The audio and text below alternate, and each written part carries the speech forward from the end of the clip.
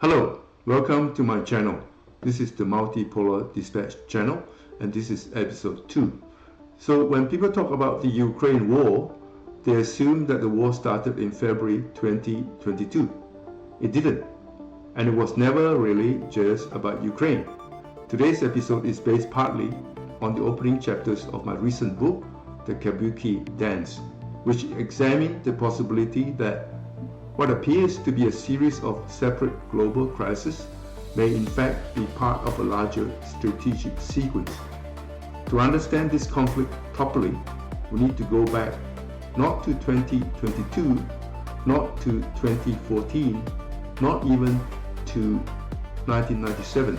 We need to go back to 1904, because this is where the strategic blueprint behind this crisis really begins. And once you see the pattern, many events that currently appear disconnected suddenly begin to make sense.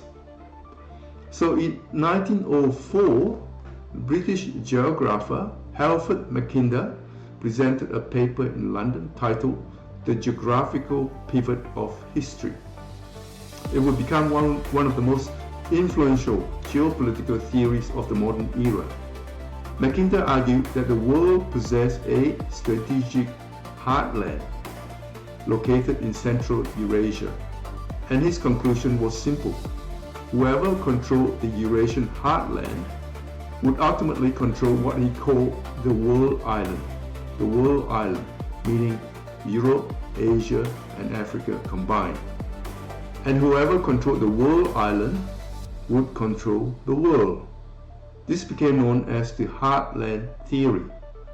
Now at first glance, this may sound abstract, academic, historical, but it wasn't merely theoretical.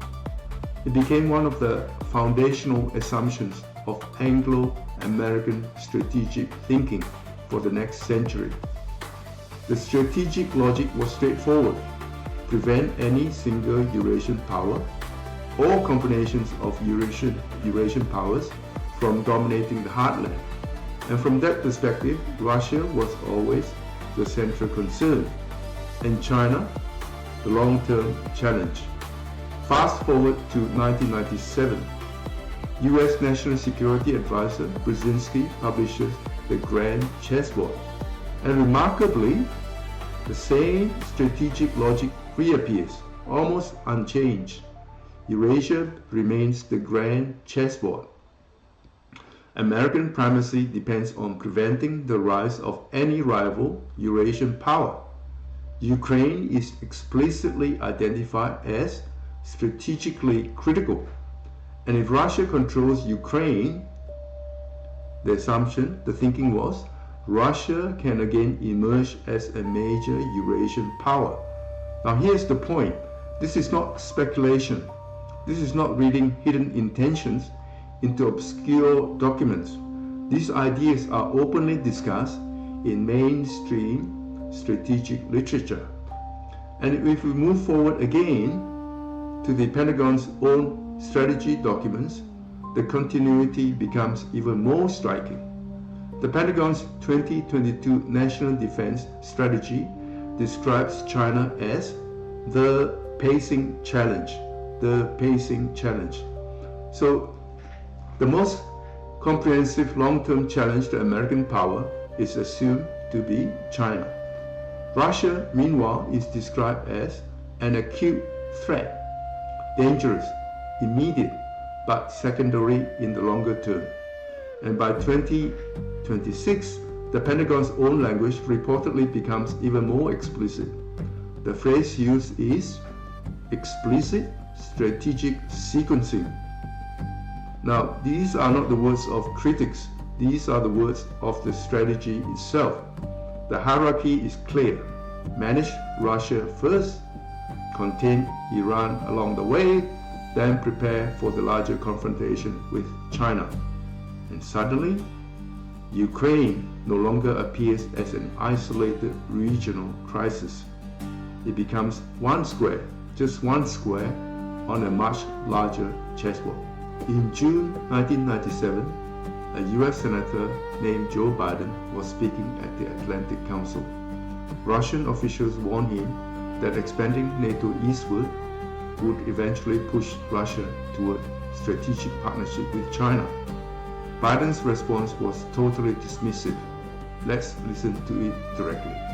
Where do they go? I had one interesting comment. Our conversation with Zbigniew was repeated with Lebed. They talked about they don't want this NATO expansion. They know it's not in their security interests and on, and said, well, and if you do that, we may have to look to China. And I couldn't help using the colloquial expression from my state by saying to Zbigniew, lots of luck in your senior year. Good luck. And if that doesn't work, try Iran. I'm serious. Yes, the audience laughed. At the time, the idea of a Russia-China-Iran alignment appeared absurd to Washington elites. But here's what makes the moment historically important. Biden wasn't an uninformed commentator. He chaired the Senate Foreign Relations Committee. He had access to Pentagon assessments, strategic war games, military planning analysis, the most sophisticated defense infrastructure on earth. And those assessments had long acknowledged something important, that Iran's geography makes it very difficult to defeat it militarily. The Straits of Hormuz is also one of the world's most important energy choke points. The surrounding terrain heavily favors Iranian defense, a kind of asymmetric defense. Any prolonged conflict there risks destabilizing the global economy itself, which is exactly what we are witnessing now. Rising energy prices, missile defense strain, escalating regional instability. The joke turned out to be rather expensive, and the world is still paying for it. But the deeper story emerges when we move from the Biden's remark to the Minsk Agreement, because this is where the official Western narrative begins to fracture. After fighting erupted in eastern Ukraine in 2014, France and Germany brokered peace agreements between Ukraine and Russia. The world was told these agreements were designed to create peace. But years later, some of the negotiators themselves described something rather different. Former German Chancellor Angela Merkel stated in an interview with DZ that the Minsk Agreement were an attempt to give Ukraine time to strengthen militarily. Former French President François Hollande later confirmed the same interpretation. Now think carefully about the implications here. Russia believed it was negotiating a genuine settlement, but Western leaders later acknowledged that the agreements will also function as a strategic delay mechanism. Now, this does not automatically justify Russia's invasion, but it does make the phrase completely unprovoked far more complicated than mainstream narratives usually allow. And when we connect this back to Biden's 1997 joke, something else becomes visible. 25 years earlier, Washington laughed at the possibility of a Russia-China-Iran alignment. Today, that alignment exists, and every sanction, every broken promise, every escalation has accelerated the very partnership American strategists hoped to prevent for a long time. One of the most misleading aspects of the modern Western narrative is the idea that Russia has always been fundamentally separate from Europe. Historically, that simply isn't true. For roughly 3 centuries, Russia's elites pursued Western acceptance with remarkable persistence. The turning point began with Peter the Great in the early 18th century. He built St. Petersburg, what he called a window to Europe.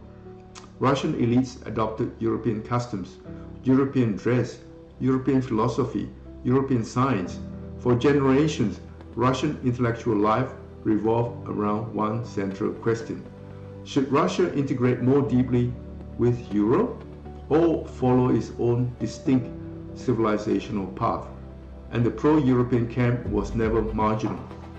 Tolstoy, Turgenev, Dostoevsky, Tchaikovsky. These were not isolated Russian figures disconnected from Europe. They were central participants in broader European intellectual culture. And after the collapse of the Soviet Union in 1991, Russia again moved decisively toward the West. Western brands flooded Moscow. Russian oligarchs bought property in London. Russian students entered Western universities. There was genuine enthusiasm inside Russia for integration with the Western world. Even Putin himself, as recently as 2010, proposed what he described as a harmonized community of economies from Lisbon to Vladivostok.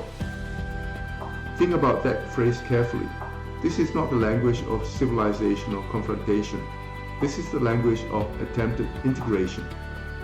But over time, NATO continued expanding eastward, despite early assurances, despite repeated Russian objections, and gradually, many inside Russia concluded something painful, that Western acceptance was never genuinely on offer. So Russia turned east, not necessarily because it wanted to, but because alternative pathways increasingly were closed. And this matters enormously for understanding the current moment, because it means the Russia-China partnership we see today was not historically inevitable. It emerged from accumulated strategic choices that could have unfolded differently. So in closing, we began this episode in 1904 with Halford Mackinder's vision of Eurasia as the central chessboard of global power. And more than a century later, many of the same strategic assumptions still appear to shape international politics. Ukraine, in this framework, was never merely just about Ukraine. It became one square in a much larger geopolitical sequence. In the next episode, we will dive deeper into the operational side of that story, into the documented history of the CIA and the MI6 involvement inside Ukraine. Not from speculations, not anonymous internet claims, but declassified files, public admissions, and the long historical machinery behind one of the most consequential conflicts of the 21st century. I am Manly, this is the Multipolar Dispatch channel, and I'll see you next week. Bye bye.